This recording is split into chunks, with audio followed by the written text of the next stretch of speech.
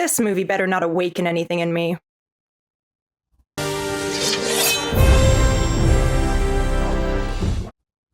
Too late. The year is 2004. I'm 9 and sitting way too close to the TV when a trailer for Van Helsing starts to play, and I am entranced. It's dark and moody, but there's also a fun, campy energy that immediately draws you in. And as a vampire-obsessed child, I fell in love instantly. I begged my mom for the VHS, and when I finally got my hands on it, I watched it so much I almost wore out the tape. Van Helsing is still one of my favorite movies and a frequent comfort watch for me. Despite my obsession with it, I won't pretend Van Helsing is good, in the sense of receiving widespread acclaim or being an awards darling. It's undeniably a bit trashy with its dated CGI, steampunk spinny blades, and irreverent tone. But I'll die on the hill that a movie doesn't have to be good to be great, and Van Helsing is great. And unlike its vampires, is just waiting for its moment in the sun. Written and directed by Stephen Sommers, who also gave us the Mummy movies, Van Helsing is a 2004 supernatural action and fantasy fiasco starring Hugh Jackman as the titular vampire slayer alongside Kate Beckinsale as fellow monster hunter Anna Valerius. They're joined by Richard Roxburgh as an unforgettably theatrical Dracula. Have you no heart? No! I have no heart! Despite exciting action sequences, a wonderful score by Alan Silvestri, and surprisingly thoughtful writing. Some say you're a murderer, Mr. Van Helsing. Others say you're a holy man. Which is it? It's a bit of both, I think. Van Helsing was mostly panned when it debuted. It has an unjust rotten rating on Rotten Tomatoes. So today I'm going to tell you why Van Helsing isn't just unfairly maligned, but is actually a chaotic bisexual masterpiece that deserves cult classic status, especially in the landscape of phoned-in sequels and bland reboots. Oh. Listen, I'll give anything a chance. For starters, we should clarify what I'm referring to when I call Van Helsing a bisexual movie. For the purpose of this video, bisexual movies are the kinds of films that cause so many bisexual awakenings, it's practically a meme. They tend to have themes queer audiences can easily project onto, as well as a heaping serving of camp. My nature. And one defining feature tends to be a sort of sexual tension between villain and hero of the same gender. Every era has its bisexual movies, and nowadays some even include bisexual characters. But back in my day, we had to make do with subtext. And boy, did we. Although Van Helsing isn't an explicitly queer film, its energy is aggressively queer. Some other quintessentially bisexual movies from the era are, of course, The Mummy, Queen of the Damned, The Brothers Grimm, and arguably the 2004 Catwoman movie starring Halle Berry, which is also way better than people give it credit for, but that's a topic for another video. I'd include Interview with the Vampire on this list as well, but that one's actually just gay. So let's get into it. This video will contain spoilers for Van Helsing, a 20-ish-year-old movie. Those words just made me crumble into dust. Proceed at your own peril. One thing that can't be denied about Van Helsing is it's got style. The film opens with a black and white sequence set in Transylvania in 1887 as Dr. Frankenstein flees an angry mob with his monster, only to fall victim to his employer, Dracula, who needs his creation for some nefarious purpose. He is the king. I could never allow him to be used for such evil. I could. The monster escapes to a mill, but the mob sets it ablaze and it collapses. Great practical effect here. This homage to black and white monster movies does a wonderful job setting the tone for Van Helsing.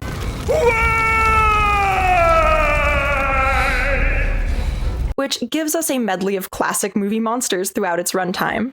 From just this scene, we know exactly what kind of movie we're in for. The sequence is born from writer and director Stephen Sommers' love of classic universal creature features. As a kid, I just loved them. I just loved the imagery of it all. His appreciation for the classics, and almost scary, whereas Frankenstein, there's something really warm about the movie. and approach to movie monsters The thing about these monsters is that they're really just people with really bad problems.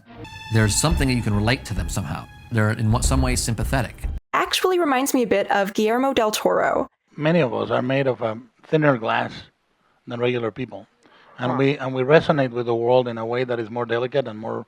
I think that we feel outcasts. And specifically his 2017 film, The Shape of Water. Although his work is obviously in a totally different league than Sommers's, The Shape of Water has some aesthetic and thematic similarities to Van Helsing. Like Van Helsing, The Shape of Water approaches its monster with empathy, even tenderness, framed in an extended tribute to the creature from the Black Lagoon. This vision of Julie Adams swimming over the Gilman in Creature from the Black Lagoon, and I thought that's the most beautiful image I've ever seen. It also has a black and white sequence that pays homage to classic film, although Del Toro's is a dance number towards the end of the movie. And both films spend a lot of time interrogating the idea of what is a monster, though The Shape of Water takes it a step further by examining those questions through the eyes of marginalized people. While Van Helsing lacks the elevated feel of Del Toro's film, it makes a lot of bold choices and wrangles disparate elements into something that feels ahead of its time in its approach to the complexity of both its heroes and villains. The rest of the movie is in color, picking up a year later with our first glimpse of Van Helsing. And just look at this glorious silhouette. With the hat and the hair and the trench coat, the generally tortured demeanor, he's perfect. Mwah. Right away, there's a fight sequence where Van Helsing tries to capture another classic movie monster, Mr. Hyde. Jekyll, Jekyll, Hyde, Jekyll, Hyde, Hyde, Jekyll. Jekyll, Jekyll, Hyde, Jekyll, Hyde. Played by Robbie Coltrane. Dr. Jekyll, you are wanted by the Knights of the Holy Order. It's Mr. Hyde now. For the murder of 12 men, 6 women, 4 children, 3 adults. He's only in the movie for a couple minutes, but his booming voice and joyously wicked demeanor are instantly memorable. My turn. The action in Van Helsing is great across the board, with delightfully stylized shots, creative choreography, and set pieces that often incorporate surprisingly well-planned misdirection and setup and payoff. The scene with Hyde is a lot of fun, despite some rough CGI, although I've seen a lot worse a lot more recently. Ultimately, Hyde loses the fight and plunges to his death, transforming back to Jekyll on the way down and giving us our first taste of the morally gray nature of Van Helsing's work. Van Helsing! You murderer! But we'll get to that. Van Helsing returns to the Vatican to report to the secret holy order he serves. He has amnesia and is plagued by nightmares of half-remembered sins he atones for by hunting evil.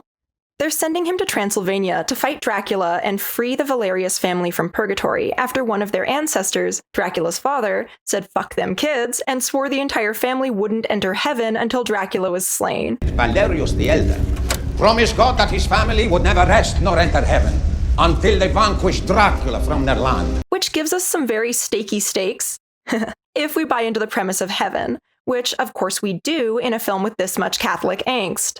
If the 2 of them are killed before Dracula is vanquished, 9 generations of their family will never enter the gates of St. Peter. The order also gives him a fragment of a Latin inscription that says, In the name of God, open this door. In case it comes in handy. Van Helsing brings a friar, Carl, played by David Wenham, along with him to Transylvania. You don't know what it does? I didn't say that. I said I didn't know what it's for. What it does is to create a light source equal to the intensity of the sound. Carl is best boy and serves as comic relief. That's why you're coming with me. Oh, the hell did I am? You cursed. Not very well, mind you, but you're a monk. You shouldn't curse at all. And actually, I'm still just a friar. I can curse all I want. Damn it. But make no mistake, his primary role is menace. Glycerin, 48. Side note, this was just a throwaway moment, but I like that it's not just Christians fighting evil. Sorry! In the name of Allah, what's wrong with you? Thoughtful for 2004. Meanwhile, in Transylvania, we meet Anna Valerius, embroiled in a fight with a werewolf alongside her brother Velkan, and some nobodies we never see again. And we need to take a moment to appreciate her outfit. The corset, the thigh highs, the early 2000s makeup with the overly plucked brows. Flawless, iconic, I have no notes other than more please. I saw some articles complaining about the historical accuracy of the costuming in this steampunk vampire movie, and frankly, I think they were confused by what kind of film they were watching. The costume designers for Van Helsing very much understood the assignment, and I doubt historical accuracy was ever the goal in a movie that features a grappling hook gun and a machine crossbow. And this feels like a problem inherent to a lot of the criticisms of Van Helsing. People engaged with what they wanted it to be instead of what it actually is. Van Helsing's aesthetic is very classic vampire movie mixed with steampunk influences. It features old stone castles and churches with tall spires and Gothic ornamentation, and some sets are brought to life on the Universal soundstage. But parts of it were also shot in Prague. Van Helsing actually had a substantial budget of about $170 million, and it shows. The intricately designed props, gorgeous matte painting backgrounds, and costuming that would be at home in a Nightwish or Evanescence music video all make Van Helsing a simultaneous time capsule and feast for the eyes. Nothing is phoned in. The first werewolf fight is a great example of a moment where the film uses in-universe dialogue to give us exposition without feeling clunky. In this case, in the reminder to use Velkan's gun with the silver bullets on the werewolf. My God! My God! Find Velkan's gun! It has to be the silver bullet! During the fight, Velkan goes over the cliff, leaving Anna alone, as the last surviving Valerius. Van Helsing and Karl arrive in Transylvania shortly afterwards, though not to a warm welcome. Let me see your faces. Why? Because we don't trust strangers. Almost immediately, Anna is attacked by Dracula's brides, who are arguably the best part of the movie. They're so much fun. One of the brides, Marischka, played by Josie Moran, who does the absolute most with her limited screen time. Too bad. So sad. Goes after Van Helsing, but meets the business end of his machine gun crossbow after he dips it in holy water. The others go after Anna, especially Alira. Don't play coy with me, princess. I know what lurks in your lasting heart. I want first bite. But they flee when Marischka gets dusted.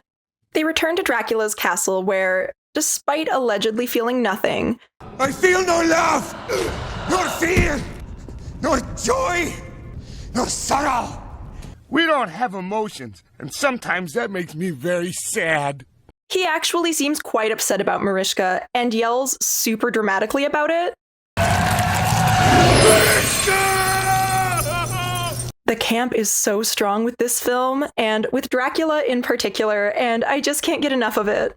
Dracula also has a great character design, with this amazing My Chemical Romance-esque coat with military detailing, which was so in back then. And the earrings and the hair, his wardrobe is deliciously theatrical and suits him perfectly.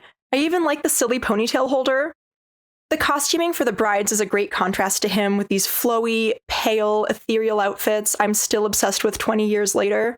Is it impractical? Yes. But vampires obviously don't get cold, so I'm on board with the harem looks. Does that make me a bad feminist? Oh well.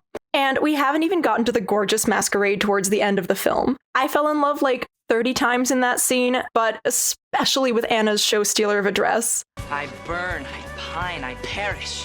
We also get some excellent practical effects mixed in with the CGI throughout the film, such as this incredibly cool prosthetic work for Frankenstein's monster. It takes two of us to apply his face makeup, then it takes about 3 or 4 people to get him into the suit, and then there's the mechanics. So when he walks on set, there's about 7 or 8 people following him down. The green electrical plasma globe looking thing on the top of his head is especially cool and adds to the steampunk vibe, while also giving this version of the monster a unique and memorable look. He has an almost Shakespearean feel, with a brilliant performance by Shuler Hensley that captures all of the pathos of the character. What do you want? Exist. While still fitting the over-the-top, silly vibe of the film perfectly.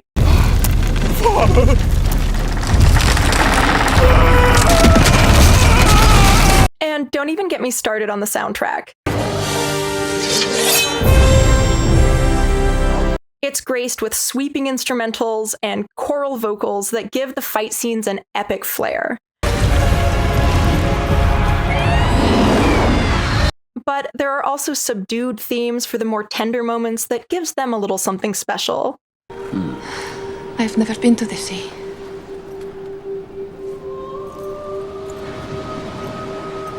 I'll bet it's beautiful.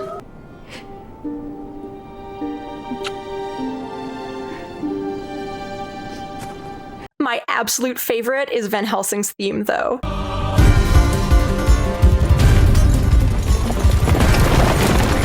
It contrasts the intense vocals and orchestral score with a bit of a Spanish guitar moment that creates this delightful jauntiness.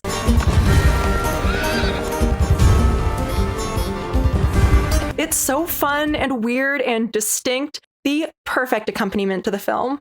I really enjoy and respect the way that Van Helsing revels in its absurd elements, embracing the steampunk silliness and taking the early 2000s influences in stride in a way that adds a lot of fun to an otherwise kind of bleak story. But it doesn't just have great vibes. So let's talk a bit about the unexpectedly thoughtful themes and organic storytelling in Van Helsing. Van Helsing is a movie that has so much more in the way of subtext and complex themes than it feels like it should, particularly with how it engages with its monsters. Throughout the film, we meet a veritable parade of creatures, from Dracula and his brides, to werewolves, to Mr. Hyde and Frankenstein's monster, who we're going to call Frankie for the rest of this video because he is a good boy who's done nothing wrong and doesn't deserve to be called a monster.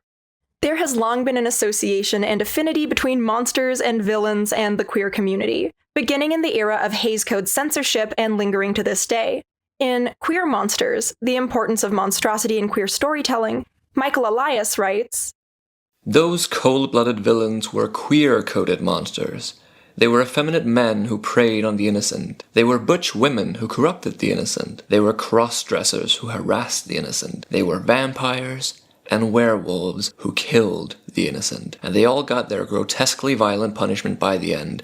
Being other and being punished is what allowed queer people to exist in media under the Hays Code, because it taught people that that's what queers are and that is what they deserve.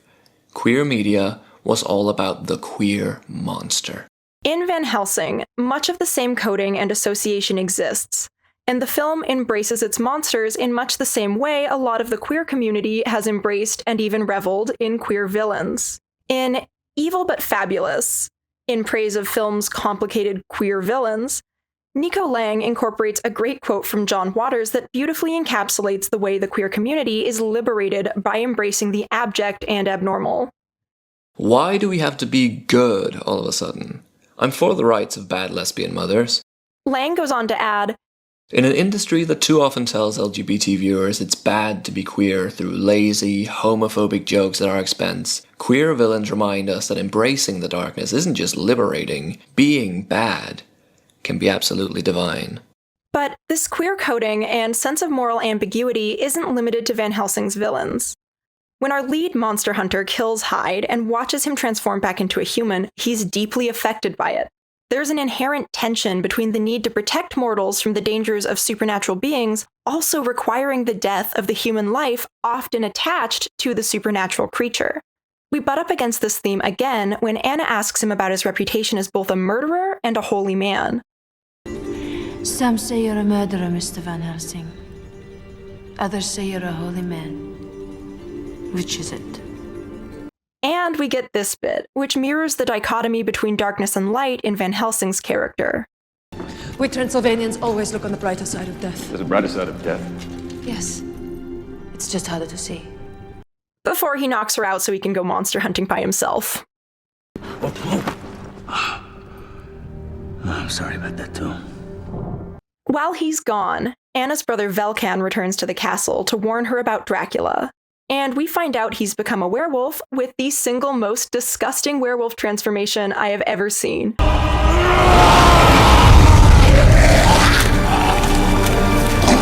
It holds up so well. I love it and I hate it. Van Helsing reappears and tries to kill him. And Anna's upset about it. He's not your brother anymore, Anna! You knew? And still you tried to kill him! And it's hard to argue with either of their reasoning here. He's a werewolf. He's gonna kill people. He can't help it! It's not his fault! I know, but he'll do it anyway! But Van Helsing is a softie, so he agrees to help her look for her brother. To have memories of those you loved and lost is perhaps harder than to have no memories at all. All right. We'll look for your brother. They track him to Castle Frankenstein, where Dracula's set up shop for experiments with the doctor's technology and the help of his former assistant Igor. They're trying to use Velkan to power a mysterious machine left behind by the doctor. It's a fantastic set piece. While sneaking around in the bowels of the castle, Anna and Van Helsing stumble on a bunch of horrifying, slimy sacks dangling from the ceiling. Velkan gets zapped and the nightmare bags start writhing. Van Helsing takes off his glove to investigate, and I cringe in visceral disgust every time. Sir, what are you doing? Sir, that's what the gloves are for! Stop! This is also where we find out that Dracula's evil plan is to become a dad. He and his wives just want to procreate and are clearly emotionally invested in their offspring's survival. Say you will not try again. My heart could not bear the sorrow if we fail again. Sure, it would be catastrophic for humanity since they'd all be people eaters. So our protagonists have no choice but to try to stop them. But it's such an interesting evil plan to have, because it's so understandable. The vampires even explain explicitly at the start of the film that they generally don't kill more than they need to survive. Why can't they just leave us alone? We never kill more than our fill. Can they say the same?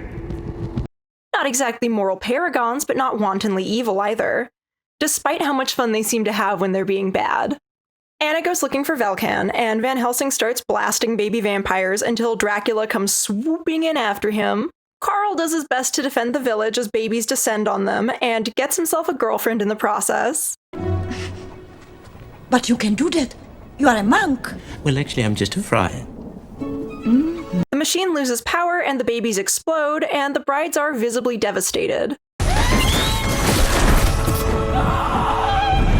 Meanwhile, there's a confrontation between Dracula and Van Helsing where they are just simmering. I can tell the character of a man by the sound of his heartbeat. Dracula starts talking about how he makes men's hearts quicken. Usually, when I approach, I can almost dance to the beat. Teases Van Helsing. Strange that yours is so steady. And formally reintroduces himself. I am Count Vladislaus Dracula. Because it turns out they have a shared, sordid past. We have such history, you and I, Gabriel. It's like really good. The only thing that could have made it better is if they kissed, but Van Helsing escapes on his zipline instead. Boo. We'll find out later in the film, in another confrontation with Dracula, that Van Helsing... It must be such a burden, such a curse, to be the left hand of God. Who he calls Gabriel is actually the angel Gabriel and the one who killed Dracula in the first place. Did I mention that it was you who murdered me? Precipitating his deal with the devil and God wiping Gabriel's memories. You already lost your memory as a penance for past sins. And this gives us even more insight into Dracula, who, though somewhat cruel, again, seems to kill for mostly practical or understandable reasons. All I want is life, Gabriel. The continuation of my kind. And perhaps the return of my ring. He doesn't want to kill Anna for fun. He wants her dead because she and her family have made it their life's work to hunt him and his kind. They attack in daylight. Clearly they wanted to catch me off guard. They seem almost desperate to finish off my family. Why is that? Why now? With Van Helsing, sure, he's a threat, but he's also given Dracula a very good reason to want revenge. And other than their utility as food, Dracula seems mostly ambivalent to humanity. He doesn't have any specific grand plans about wanting to exterminate humans, despite how they treat him. That's just a byproduct of his desire to have children. Even with how hammy he is, Dracula has believable motivations, and it makes him so much more interesting to watch. After escaping the castle, Anna and Van Helsing discover Frankie still alive and living in the remains of the mill. Stop! Who's the monster here? I have done nothing wrong! Frankie's instantly likable. What do you want? To exist. He reveals he's the key to keeping Dracula's young alive. I am the key to my father's machine. The key to life. Anna wants to kill him, but Van Helsing won't let her because he can sense evil and Frankie isn't. This thing, man, whatever it is, evil may have created it, may have left its mark on it, but evil does not rule it, so I cannot kill it. Frankie's generally a good and godly person who tries to help his friends and even agrees Anna should kill him to stop Dracula. Wait. If you value your lives and the lives of your kind, you will kill me! Despite his monstrous appearance, there's an incredibly sincere humanity to him, and he wants to protect innocent people who we know wouldn't do the same for him. He's seen us. Now they'll come for him, and neither you nor I will be able to stop them. If I can get him to Rome, we can protect him there. We get an amazing carriage chase scene where they attempt to sneak Frankie out of Transylvania to the safety of the Vatican. There's a delightfully stylized montage interspersed with visuals of their progress on the map.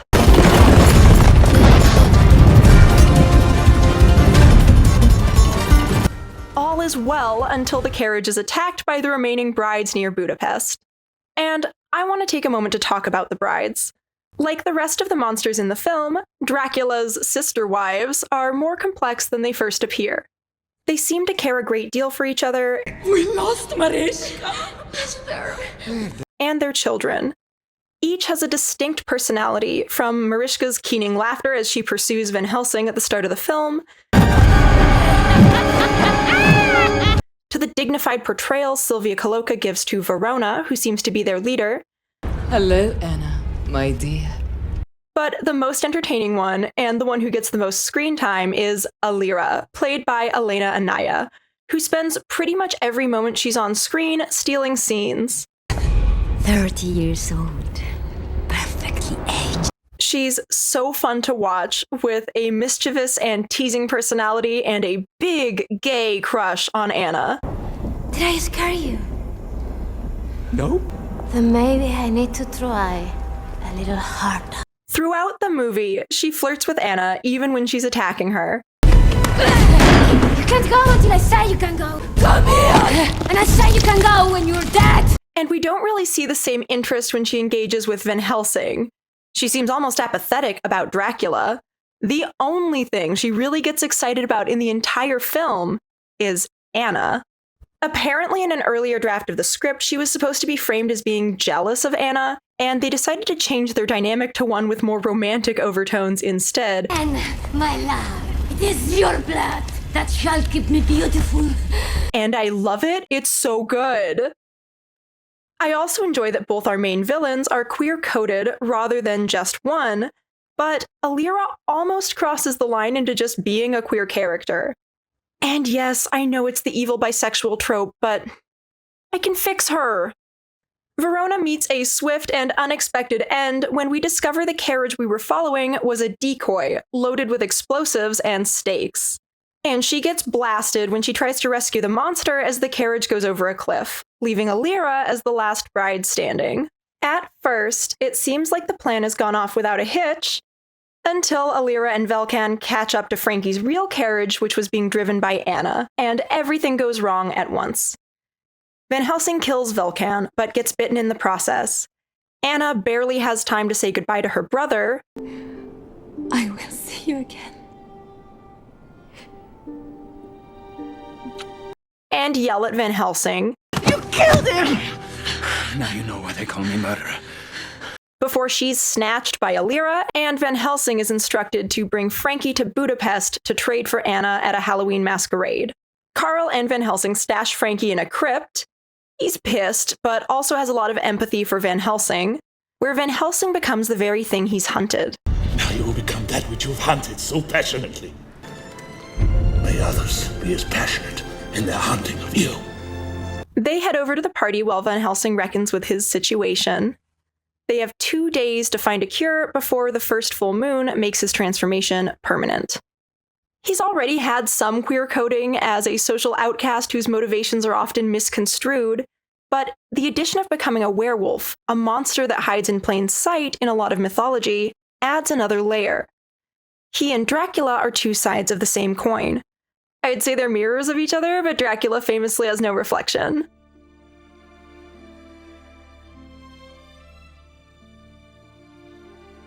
After this series of calamities, we get the masquerade sequence.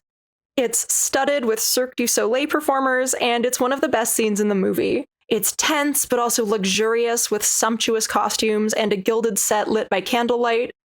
I also love that Carl is a jester, very on brand. Dracula mind controls Anna, but it seems more about making Van Helsing jealous and getting under his skin than it does about her.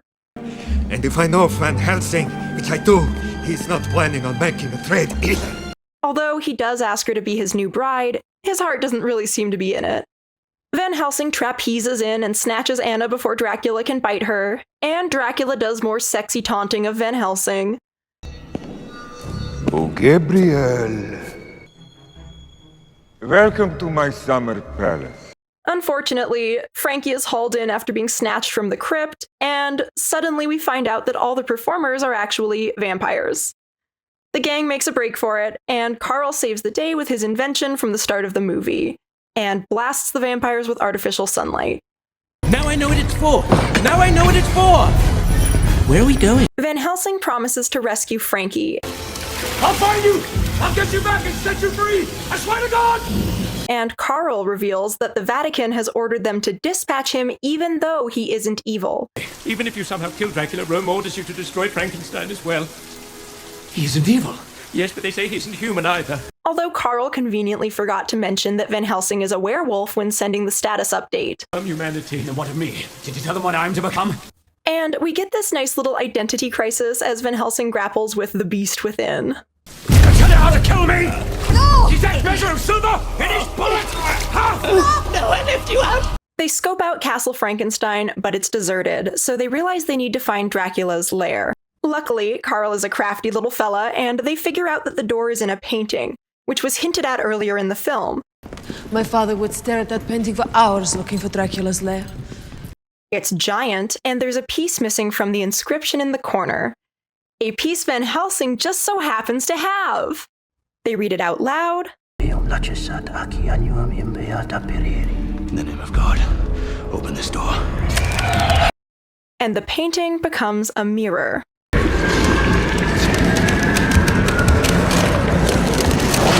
And they step through the looking glass and arrive in Dracula's frozen wasteland. Van Helsing wolfs them all up and into Castle Dracula.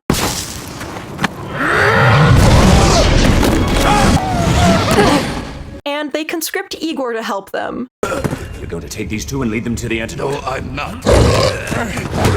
Yes, I am. With mixed results. They realize that Dracula can only be killed by a werewolf, a fact revealed by another secret painting that Carl saw during his peasant booty call. Because the only thing that can kill him is a werewolf. The painting, that's what it meant. But Dracula has been using werewolves to do his bidding for centuries. Yes, but if one ever had the will to turn on him, he'd need a cure to remove the curse and make him human before it bit him. And they reason that he must have a cure in case one of the werewolf lackeys ever tried to fight back. Find the cure! Save yourself! So Van Helsing goes off to fight Dracula, and Anna and Carl go looking for Frankie and the cure. Van Helsing and Anna share a kiss before they part ways. It's a sweet moment. Just don't get killed. I'm sure they're not going to break my heart or anything. Igor betrays Anna and Carl, because of course he does. You tried to get Igor. Igor get you! Although he does lead them to the cure first. Anna and Alira tussle for a bit, and there's yet more sexual tension between them, before Anna finally takes her out. It's interesting that the brides also all seem to have different death animations. Dracula and Van Helsing have their little tete-a-tete. I shall give you back your life, your memory. Some things are better left forgotten. In a fight that lasts the perfect amount of time, with Van Helsing transforming into a werewolf and dispatching him ferociously. Van Helsing becoming a werewolf being the key to defeating Dracula is a fascinating way to upend the villainous monster commentary usually attached to queer-coded characters in stories like these. Here, Van Helsing's monstrosity is the very thing needed to thwart Dracula's plan, adding yet another example of a monster that is not ruled by evil, even if Van Helsing isn't as in control as Frankie. It's also notable that Van Helsing's actions in Gabriel's human form, murdering Dracula in 1462, are the reason this evil version of Dracula exists in the first place. This juxtaposes the version of Van Helsing that we would expect to be the most moral with the version we would expect to be the least moral, with an interesting inversion. Anna gets to Van Helsing just in time with the cure and injects him. Unfortunately, she isn't quick enough to stop him from yeeting her across the room, and she dies, despite no visible injuries. Van Helsing gives us a mournful howl and transforms back into a human and weeps over her body.